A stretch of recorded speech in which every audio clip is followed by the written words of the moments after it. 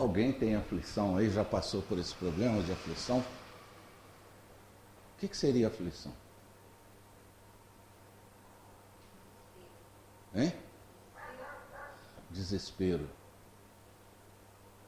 Só isso. Preocupação, dificuldade, angústia. Porque, vamos lembrar, então deixa eu passar para frente. Aqui.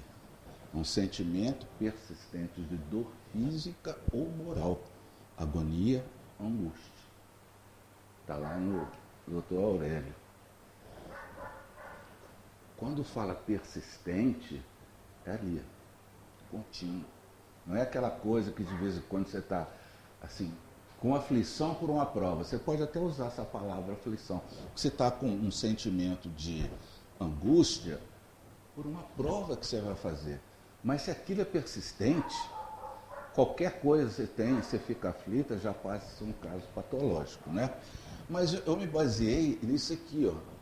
E Jesus falou isso: no mundo tereis aflições, porém tem de bom ânimo, eu venci o mundo.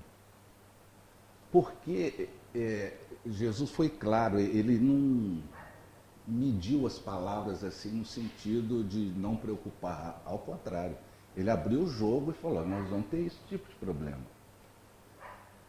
Porque nós somos, né, nós somos habitantes de um mundo de provas e expiações. É um mundo onde você está em constante contato com a dor, com o sofrimento, com a angústia, com a agonia. Então você tem que ter aflição. Quem não tiver aflição nesse mundo está doente.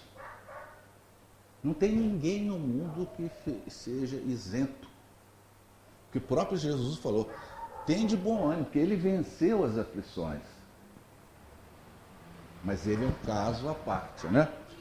Mas quando a gente vai pegar o Leon Denis, no livro Problema do Destino da Dor, do Ser do Destino e da Dor, lá no capítulo 26, ele tem um trecho lá que ele vai falar o seguinte a respeito da justiça das aflições.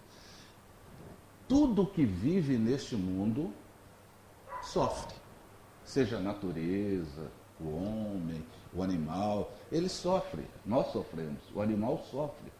O vegetal sofre, mas cada um vai ter a percepção da dor de forma diferente. Mas, aí que Leon Denis vai falar, se a lei que rege o universo é a lei de amor do Pai, que nos criou a todos, como pode Deus criou seres que sofram? Se a lei do universo é essa, do amor, por que as pessoas sofrem aflições? É uma contradição, né? Porque se é um mundo de provas, expiações, de sofrimento, e se Deus é amor, como Deus pode ter criado criaturas que sofrem? E ele fala aqui, ó, é uma contradição, é um problema que levou muitos pensadores à dúvida e ao pessimismo. Porque o século que se vivia naquela época era o século do iluminismo e se questionavam. Porque quando a gente tem uma contradição, principalmente os filósofos, esses aqui, ó, esses pensadores filosóficos do pessimismo, né, é porque a pessoa sofre. Deus é amor, no entanto, fez toda a humanidade sofrer. Olha, mas que vida é essa? Aí começa a questionar a filosofia, né? E tem um ramo da filosofia que ele vê de uma perspectiva anti-otimista. Quando fala dos filósofos pessimistas, não é que tudo para eles está ruim, não. Não é aquela, igual aquele desenho animado, né? Ó vida, ó azar, que tudo vai dar errado. Não é pessimista nesse sentido. Pessimismo é uma visão de mundo que atribui um valor negativo à vida e à existência. E por que eles se baseiam nisso? Porque eles defendem que existe uma prevalência das dores sobre os prazeres. A gente lembra mais das dores do que dos prazeres. Então ele fala assim, ó, a vida é intrinsecamente adversa aos seres vivos. E a existência não tem sentido nem propósito. Qual a vantagem de viver num mundo onde a maioria sofre? Se o próprio Jesus falou das aflições, que adianta viver num mundo desse? Não tem sentido existencial você viver num mundo que a maioria das coisas que acontecem contigo são aflições. Os prazeres são mínimos. Vocês se lembram de alguma coisa boa nos últimos 10 anos? Pense aí por você, não precisa falar. Uma coisa boa que impactou bastante você. Daqui a pouco vocês pensam numa coisa ruim que aconteceu com vocês nos últimos 10 anos. Pode reparar. Você não lembrou só uma, não. 2, 3. Vai lembrar casamento desfeito, desencarnação de amigo, uma situação que você foi humilhado ou humilhada, outra que você foi despedido, outra que você foi lesado emocionalmente, afetivamente. Isso vai. Prazer, qual que é? Eu fui em Cabo Frio. O que aconteceu? Choveu 7 dias, você foi. Foi a Cabo Frio, está ótimo. Qual que é o lado negativo? Choveu todos os dias. Ou seja, os filósofos pessimistas, então, quando eles falam assim, que alegria há em viver num mundo, ou que justificativa, que sentido tem de viver num mundo, se os prazeres são mínimos e as dores são maiores. Então, é totalmente sem sentido. Isso aí descamba para onde? Quem pensa muito assim. Onda de suicídio incrível. Filósofos pessimistas existencialistas, né? A Simone de Beauvoir. Toda vez eu esqueço o nome do marido dela, como chama? Oh, meu Deus do céu. Esqueci. E nós temos os famosos, né? O Schopenhauer, o Nietzsche. São filósofos pessimistas. Nós temos um poeta que eu pessoalmente gosto muito das poesias dele, só escreveu um livro, Eu e Outras Poesias. Tudo bem? Ele escreveu um livro e ele era totalmente assim, pessimista no sentido da palavra mesmo. A vida dele era uma ação dolorosa e persistente na tuberculose dele. Augusto dos Anjos. Augusto dos Anjos. Ele era todos os versos dele são versos maravilhosos, a rima, a métrica, tudo bem feito, mas o conteúdo dele é negativista. Falava em bactérias, falava em hemoptise, vômitos, assim, porque é o que ele vivia. Então ele não tinha construção, vamos dizer, espiritual ou mesmo emocional para vencer isso, e ele se deixou levar, né? Então ele vai falar, os principais são Schopenhauer, né? Então o pessimismo é a doutrina moral ou metafísica segundo a qual os aspectos maus e negativos da existência superam os bons. Muito bem, só para a gente falar isso aqui. Agora, na visão espírita, nós vamos observar que o próprio Kardec, no Evangelho segundo o Espiritismo, ele vai fazer essa indagação que os pessimistas faziam. Ele vai falar assim, por que uns sofrem mais do que os outros? Vamos dizer, o pessimista fala, existe mais sofrimento do que prazer. Aí Kardec aprofunda mais, fala, por que uns sofrem mais do que os outros? O que difere isso? Que existem mais dores, mais aflições, tudo bem. Por que um é mais aflito, tem mais aflições, tem mais dores do que o outro? Né? Por que uns nascem na miséria e outros na opulência? Sem que haja qualquer coisa que justifique isso.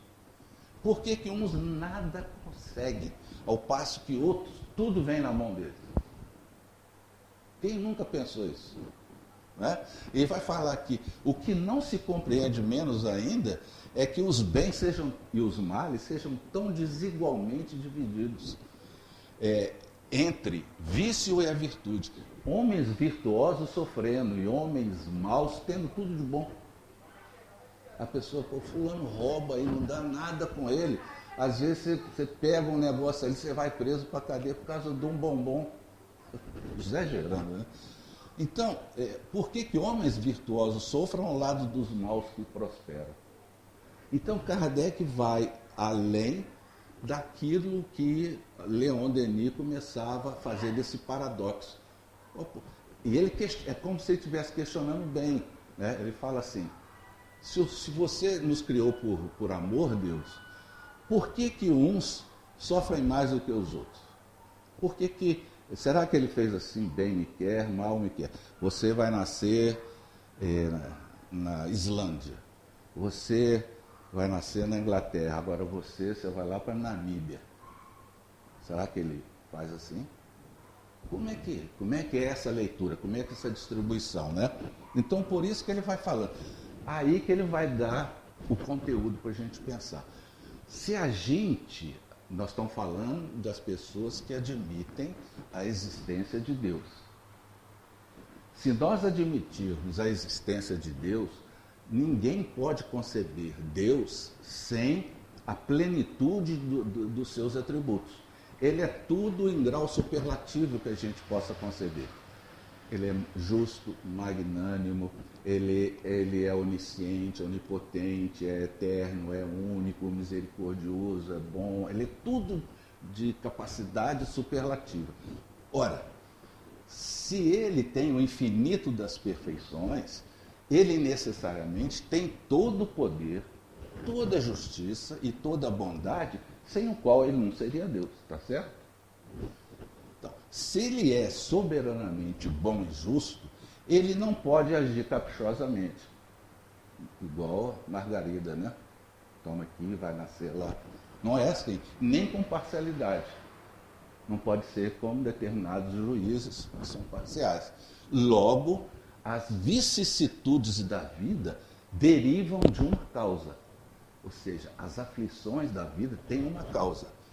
E sendo Deus justo, justa tem que ser essa causa. Não pode ser Deus, porque Deus é justo, é magnânimo. Então não pode ser Deus.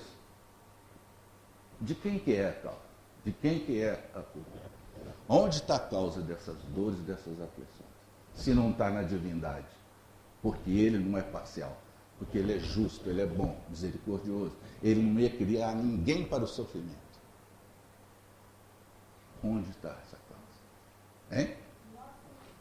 Pois é. Mas tem muita gente que não acredita.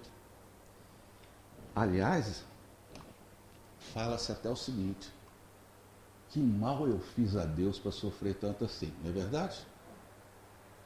Ou então, eu devo ter jogado o quê? Pedra na cruz para sofrer tanto assim. E a gente está o quê? Terceirizando, no caso aqui, a nossa culpa e passando para os outros. Não fui eu. Foi Deus que não me quis. Porque antigamente a gente traz essa herança de Deus vingativo, de Deus que odeia, que a gente tinha que pacificar Deus com sacrifício. Como os budistas, né, colocam aqueles incensos com arroz, tudo, para que eles se alimentem, os deuses não fiquem bravos. Mas no passado ainda era sacrifício humano. Jogava a pessoa, uma virgem, de cima da montanha para que Deus ficasse mais tranquilo e não desse tanta tempestade, para que não tivesse inundação, para que as colheitas fossem superiores à do ano passado e tudo ficasse bem. Qualquer movimento tem que sacrificar Deus para ele ficar. Até hoje a gente ouve essa palavra, a gente tem que ser temente a Deus, né? Determinadas religiões falam isso. Então, cabe ao Espiritismo revelar a justiça das aflições. Esse é o título. Elas existem sim. Onde está a justiça dela? Dirimindo das questões mais angustiantes da humanidade. A maioria das pessoas não discute isso que a gente está conversando aqui, a maioria das religiões. Colocam isso num panorama de mistério, de situação que não é bom colocar, porque escapa aos nossos entendimentos, e você aprende a não questionar. E com isso, a gente tem uma visão de um Deus parcial, que premia um ou outro, mas se ele premia, é porque alguém deu mais para ele, né? Igual, este carro foi Deus que me deu. Por que não deu para o outro também? Por que deu o carro para ele? Né? Então, vamos lá. Kardec, aí começa, né, sob a orientação dos espíritos, ele vai tentar trabalhar na justiça dessas aflições e vai estabelecer duas causas das aflições. Uma delas está na situação atual, causas atuais, ou seja, da nossa encarnação até agora, das aflições. Então ele vai dizer aqui, quando a gente vai remontar a origem dos males que acontecem conosco ou das aflições, vamos reconhecer que muitas dessas aflições são consequências do nosso procedimento e do caráter das nossas ações na atual vida. E não lá atrás, porque a gente acha que os espíritas jogam tudo lá para trás. Ah, o que foi? Está com joanete assim? É porque no passado, numa outra vida, eu fiz isso. Ah, eu tropecei, bati com a cabeça e morri. Ah, porque no passado eu joguei alguém. Não, não é no passado. Aí ele vai trabalhar essa relação. Aí ele vai começar assim. Quantos homens caem por sua própria culpa? Quantos homens, no caso, homens, humanidade, né, são vítimas da sua imprevidência, de seu orgulho e de sua ambição? Às vezes não tinha nada, a pessoa, por ambição, estava trabalhando, viu um pacote de dinheiro ali, ele viu, mas ele falou, ninguém está vendo, não é dele, alguém esqueceu, ele põe no bolso e vai embora. Foi uma ambição, ele quer pegar. Muitas vezes ali, alguém me diz o seguinte, falou, eu deixei um pacote aqui, você foi o último a sair. Não, não vi nada não. Aí não, eu deixei aqui e tal, e aí vão descobrir, vamos supor que tivesse uma câmera ligada, tal, pegasse. Ele foi pego por uma ambição. O dinheiro não era dele. Quantos caem por sua própria culpa? Quantos pegam dinheiro para comprar um material? Olha como é que isso é do dia a dia. Aí a pessoa fala o seguinte, a gente está prestando serviço para uma pessoa. Aí fala, eu quero o azulejo aqui, porcelanato, assim, grandão, etc. Aí ele pega aquele dinheiro, vai, compra um de segunda fornada, não é de primeira linha, compra, a diferença ele embolsa, e é muito parecido e tal, eu consegui por um precinho e tal, assim, pega o dinheiro em bolsa. Ou então, qualquer tipo de fiação, cano e tal, ele pega o vagabundo de terceira linha, o paralelo. Quantas oficinas fazem isso? A não ser que você vai lá e compre, uma oficina autorizada, compre, dê para ele, a pessoa só paga a mão de obra para ele. Isso assim, né? Quantos se arruinam por falta de ordem? Não tem controle de estoque, não tem controle de nada, não sabe onde colocar uma ferramenta, né? Se arruina por falta de perseverança, ou por não ter sabido limitar seus desejos, quer crescer mais, quer crescer mais. Aí quando começa a crescer, dá igual aquele Ricardo Elétrico, sumiu. Uma potência, né, aquele Ricardo Elétrico. Acabou, sumiu, evaporou. Deu cano. E a aflição das outras pessoas? Quem que vai ressarcir? Né?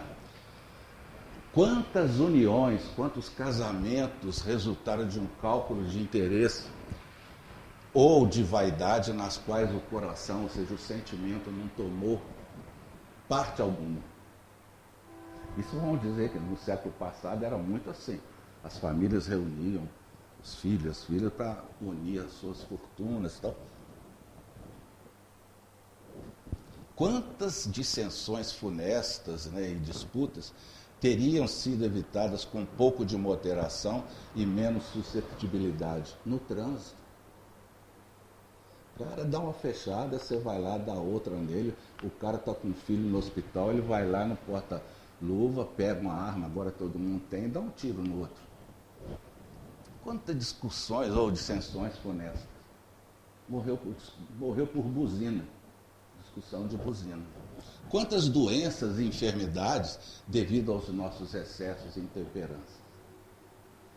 Intemperança, o álcool, o cigarro, as drogas, a comida, o dispêndio de energia sexual de forma exacerbada.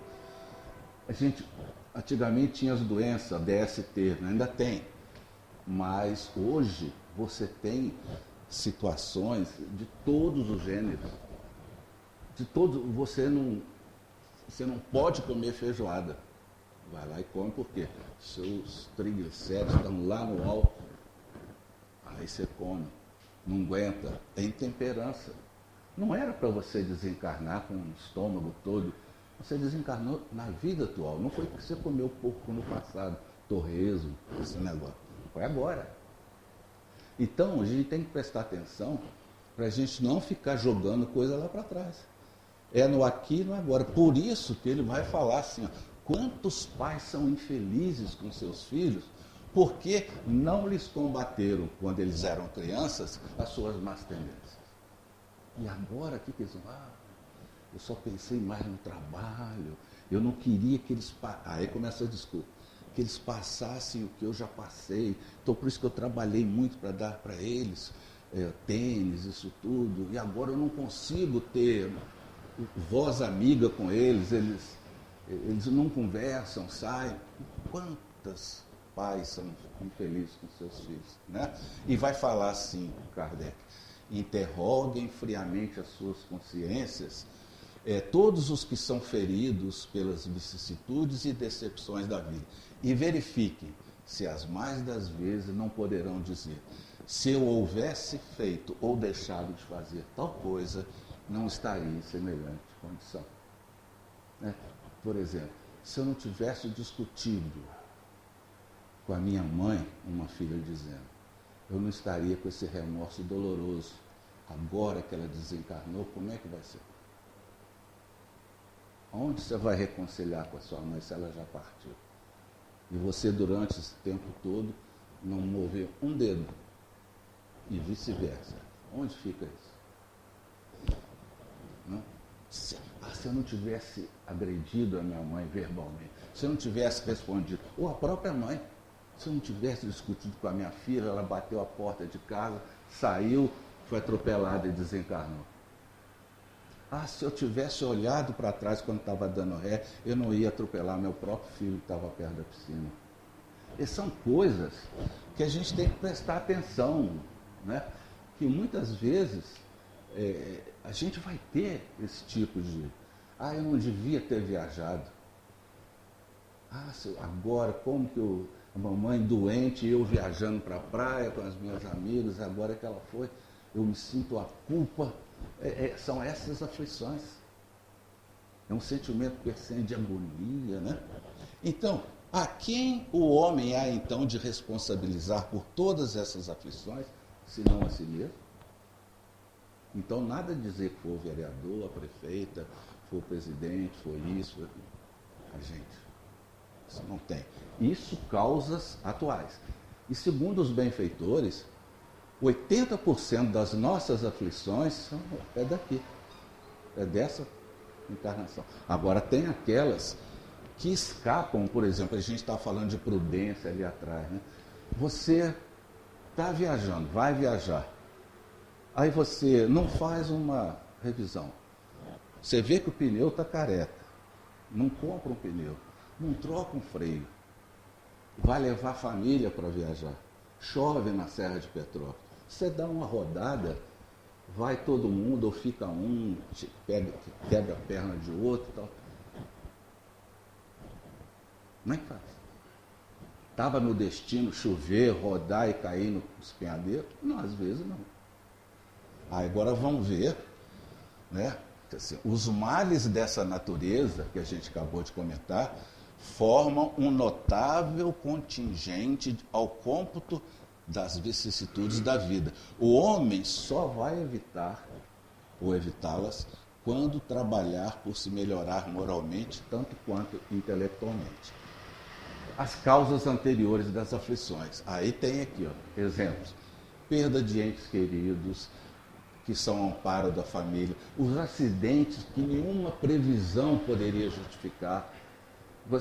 Eu tenho visto, de vez em quando eu vejo no YouTube, uma opção de filmes pequenos de acidentes só para ver, para palestras. A pessoa está andando numa rodovia em São Paulo. 3 pistas para lá, 3 pistas para cá. Andando de moto, na parte da velocidade mais reduzida. Está lá com a motinha dele. Aí uma câmera mostra, lá do outro lado, no sentido contrário, sai um pneu de um caminhão. O pneu bate, toma uma altura, uma velocidade, ultrapassa a pista, e é larga assim a diferença entre as pistas. Tá? E vai bater em cheio na cabeça dele, do outro lado, a mais de 100 metros de distância. Então você tem que fazer um cálculo seguinte, não, para o pneu bater nele, o caminhão tinha que estar a uma velocidade tal, e naquele momento tem que sair o pneu, ele vai ter que dar uma batida, vai ter que fazer uma circunferência assim, paralela, que seria derivada da curva, vai bater de novo, e o motorista, ou no caso o motociclista, ele tem que estar numa velocidade tal que se ele for devagar, o pneu passa na frente. Se ele for depressa, o pneu passa atrás. Então, a velocidade dele tem que estar coerente com a velocidade lá, para que ele bata e morra. Não tem jeito de você prever. No entanto, acontece. Você está andando, igual aconteceu agora, gente, no Paraná, não foi aquela barreira?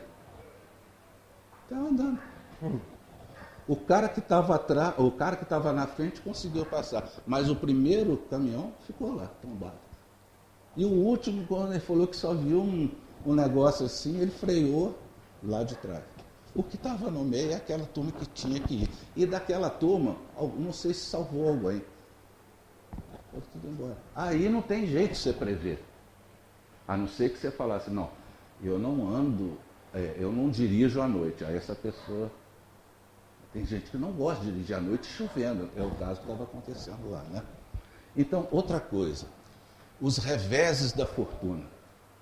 Quem poderia imaginar você guardando seu dinheirinho suado antigamente na poupança, na década lá do Collor, que um dia ele ia confiscar a poupança de todo mundo?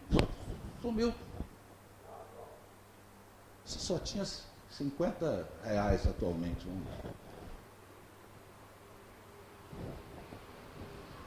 Tem jeito. Os flagelos naturais, pedra caindo, né? Enchentes, tsunamis. O tsunami do Japão levou 250 mil pessoas numa única fornada de 2004. Tá no Japão não, no Oceano Índico. No Japão levou tanto depois lá em Fukushima, né? Que teve aquele outro 2011. Como é que você vai prever que vai ter um sismo no mar, a não sei quantos quilômetros, aí vai gerar uma onda de choque? Né? Então são flagelos naturais. Ou a criança nasce com determinadas deformidades. Isso aí são causas anteriores. Isso está no perispírito da criança que vai, né, renascer da seguinte. Então, aí chega nesse ponto aqui que eu pessoalmente tenho muita dificuldade quando eu vou trabalhar esse texto por me fazer entender sobre a valorização do sofrimento. Porque parece isso aí uma coisa antinatural, uma coisa assim mórbida, né? Masoquista. Você valorizar o sofrimento. Então, aquele, pois, que muito sofre, deve reconhecer que ele tinha muito que espiar. e deve ficar feliz, regozijar-se com a ideia da sua próxima cura. Dele, do sofrimento, depende pela resignação se conformar, né?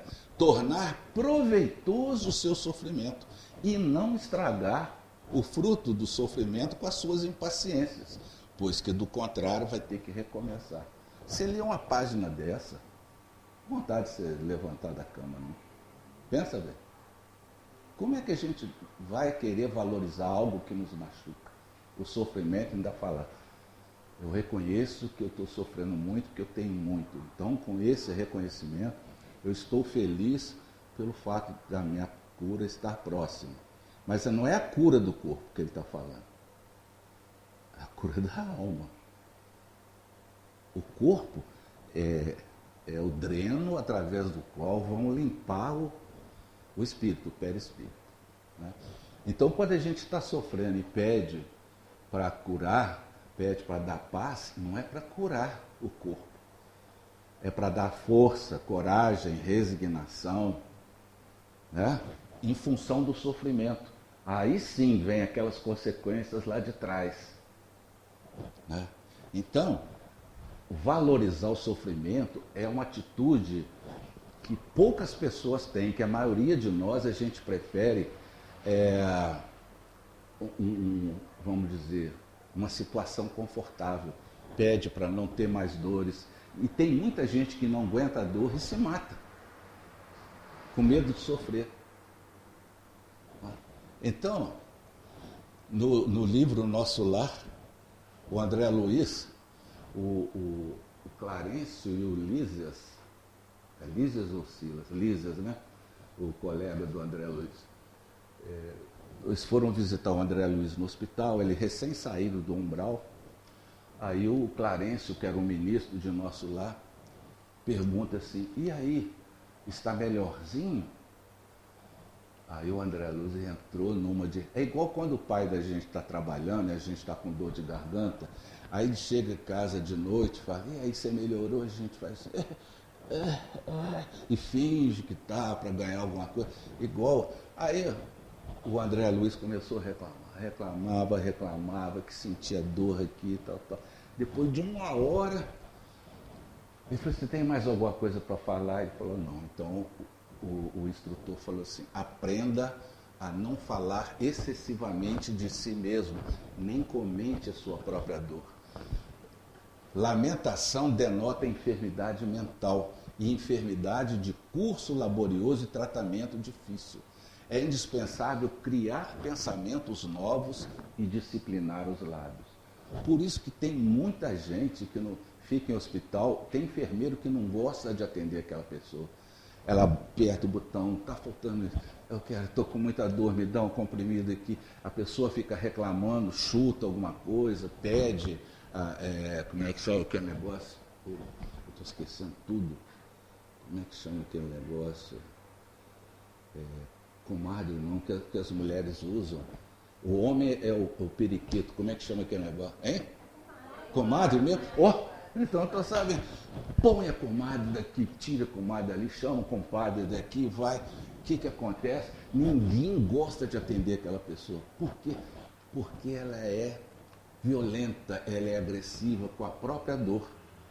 Então, a dor dela faz as outras pessoas sentirem dor. Tem pessoas que estão num processo doloroso que é o contrário. Ela dá serenidade às pessoas, essa pessoa não me dá problema.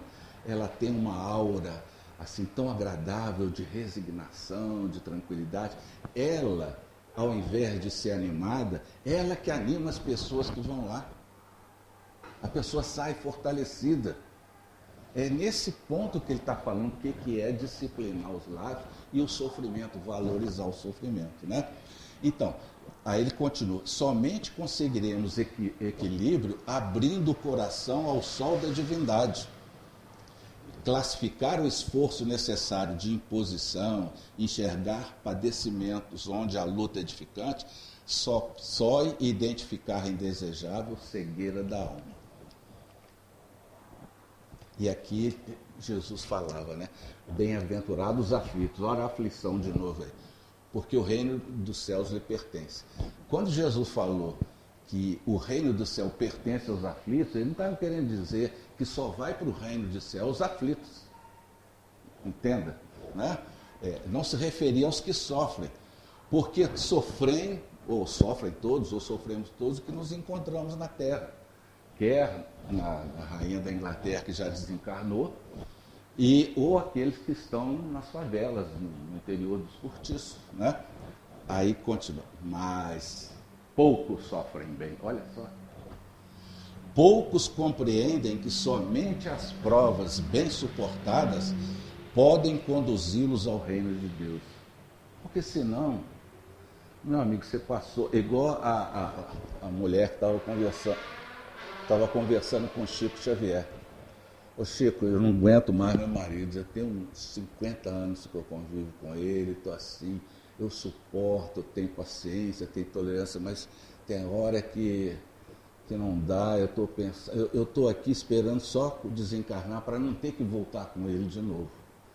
Ah, minha filha, você está fazendo o primeiro processo ainda. Você está com ele, mas não está, porque você não o entende, não o ama. Você ainda vai voltar agora com a disposição de compreendê-lo e não recriminá-lo, que ele precisa de você e você precisa dele. Então a gente acha que ficando quietinho, não respondendo, fazendo nada, a gente está tranquilo. Mas depende do modo que a gente encara a pessoa. A gente fica doido para morrer, doido para que a pessoa vá embora, né? Enfim. Então, do Leon Denis, no mesmo livro, ele vai falar: aprende a sofrer. Eu não te direi, procure a dor, porque isso aí é patológico, né? Mas quando ela aparecer, se erguer inevitável no seu caminho, acolhe-a como uma amiga. Aprende a conhecê-la, a dor, e apreciar-lhe a beleza austera, e a entender-lhe os secretos ensinamentos. Quem é essa dor? O que ela quer comigo? Por que ela está comigo? Ela tem outras pessoas? Tem. Mas o que eu tenho que aprender com ela? Por que ela tem que ser minha amiga? Porque, infelizmente, a dor é que consegue mexer com o nosso psiquismo. Dinheiro não mexe, só a dor. Na dor, nivela todo mundo. Na dor você começa a pensar assim, eu devia ter feito, não devia ter feito isso, eu devia ter feito aquilo. Tanto é que quando a gente passa uma temporada no hospital por causa de alguma enfermidade ou alguma cirurgia, e a gente passa uma semana lá e a gente fica ouvindo pessoas na UTI. Quem dá passe em hospital sabe como é que é. Então a gente vai na UTI, dá passe lá, aquele barulhinho, plim, plim, plim, plim, plim, plim. 24 horas, 5 dias, 6 dias, um mês, você vai lá dando passe, a pessoa está aqui não acorda, você está dando passe. Aquele barulho. E muitas vezes a pessoa, quando acorda, fica pensando, será que eu vou sair dessa? Aí começa a negociar com a divindade, com Deus. Mas também, se eu sair dessa, está tudo gravado aqui. Eu vou dedicar os meus dias para uma tarefa com a pessoa que não tem dinheiro, ou para as crianças desvalidas, vou doar 2, 3 cestas básicas para pessoas que eu conheço que estão precisando. Então. Aí faz um relatório mental, tudo que ele vai fazer, como se ele estivesse falando, está vendo, Deus, ou Jesus, se você me der mais um tempo aqui, eu vou fazer isso tudo. De repente ele melhora, sai de lá, 2, 3 meses depois, ele já não sabe quem que é Deus, quem que é isso. Enquanto a dor aperta, a pessoa geme. A pessoa é igual o filho chora, a mãe nem vê. Então, estuda a obra oculta que a dor está te ensinando.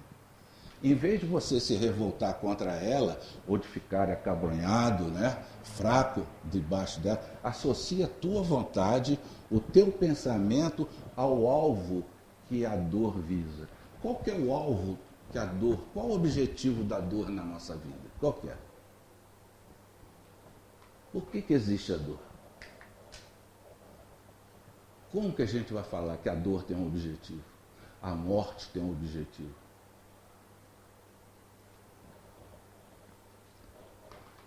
É porque somente elas vão nos mexer. Sair da inércia. Sair da mesmice, da rotina. Só a dor. Então, é o que ele vai falar aqui. Procura tirar da dor, na sua passagem pela vida, todo o proveito que ela pode passar para você. Essa questão da dor na nossa vida, a pessoa vai ficando mais velha, mais experiente, ela vai percebendo que ela vai ficando mais sábia. Aí chega um jovem e fala assim, não, eu estou querendo isso assim. Aí o pai, o avô fala, não, calma, você tem tempo para isso, não precisa, não. O que é isso? É sabedoria. Essa pessoa já passou por tanta dificuldade, por isso que os cabelos ficam branquinhos.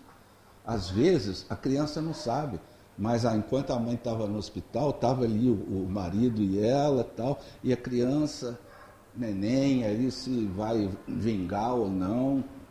Aí é outra situação.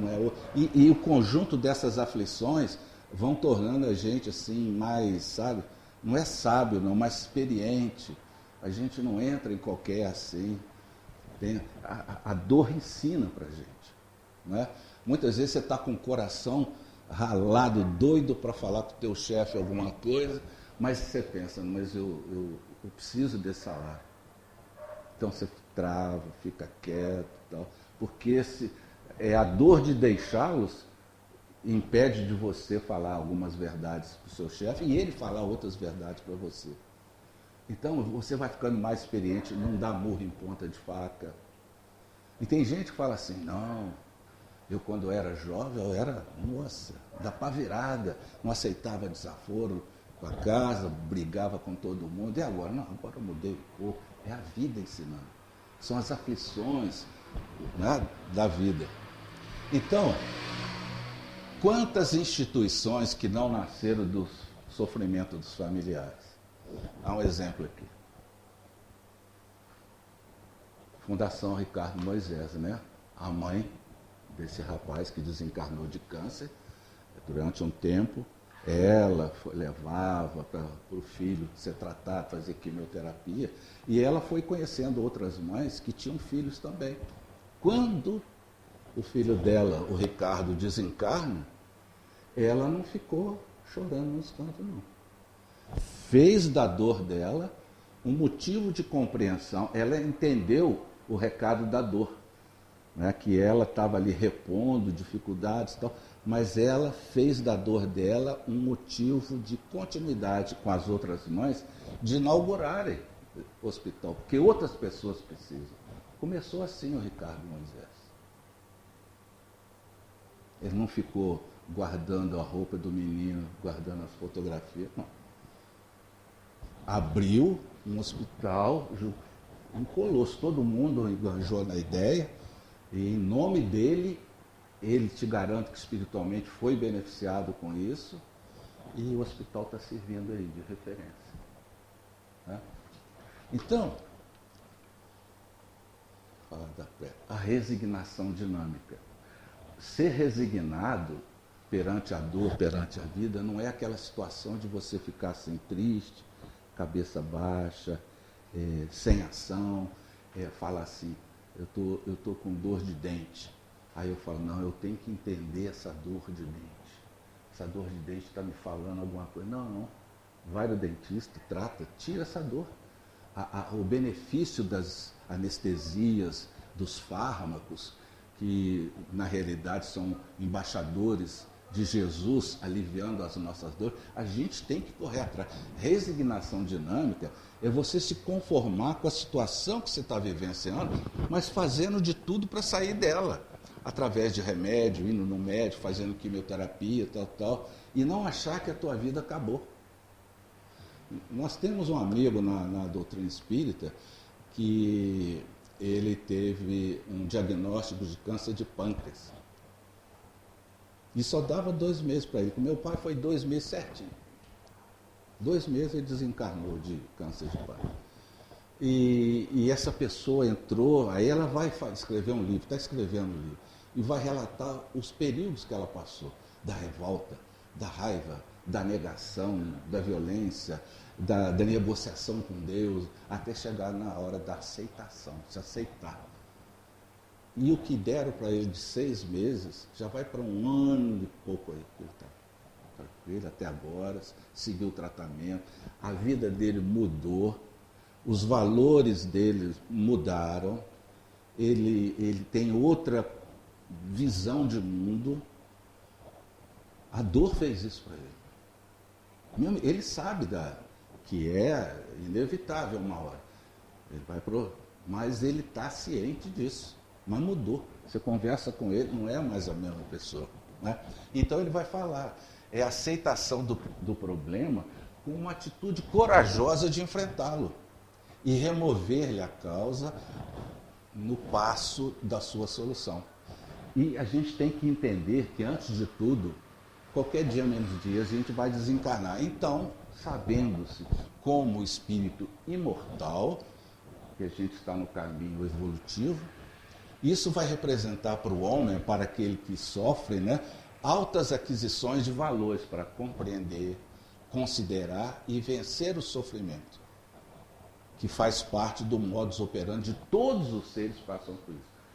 Nós sofremos desde que nascemos. Dor de dente, dor de barriga, o nascimento, né, dos dentinhos, vamos dizer, o corpinho, muitas vezes não perfeito ou não, já começa desde cedo. O sofrimento do crescimento e por aí vai. Então vamos lembrar aqui, ó. No recinto doméstico ou na estrada, ante os amigos e os desafetos, na jornada de cada dia, quando formos visitados pela provação que nos impõe suor e lágrimas, asserenemos o próprio espírito e, sorrindo para o trabalho com que a dor nos favorece, agradeçamos a dificuldade aceitando a lição. A dor aqui corrige, além esclarece, além reajusta e mais além aprimora. A divina mestra que é a dor. Lembremos o Divaldo, 96 anos, 94, né? Sim. Ele estava fazendo viagem, estava lá na Espanha, Portugal. As dores que ele fala na hérnia, ele tem 5 ou 6 hérnias. As noites que ele não consegue dormir, ele tem insônia, ele fica acordado, ele só se sente bem enquanto está trabalhando na psicografia, ele fica lá, mas ele não tem repouso. Não tem repouso. O Chico Xavier mal segurava uma canetinha para fazer, e estava lá recebendo trovinha. A gente lembra aí também de Ivone Pereira. Quantas criaturas aí. A dor não escolhe. Não escolhe. São compromissos que eles se prepararam para isso. Não é? Então, a justiça das aflições está em nós. E nós temos que repor aquelas confusões que a gente desarmonizou, trazê-las para um patamar de equilíbrio, e todo o processo de reconstrução é doloroso. Para construir é fácil, para derrubar mais fácil ainda. Agora, para reconstruir, você vai ter que tirar tudo de novo, renivelar o terreno, tirar a coisa, e não vai ficar a mesma coisa, você vai reconstruir. Vai levar tempo. Não é? Então, meus irmãos e minhas irmãs, seriam essas as nossas reflexões sobre a questão das aflições na nossa vida.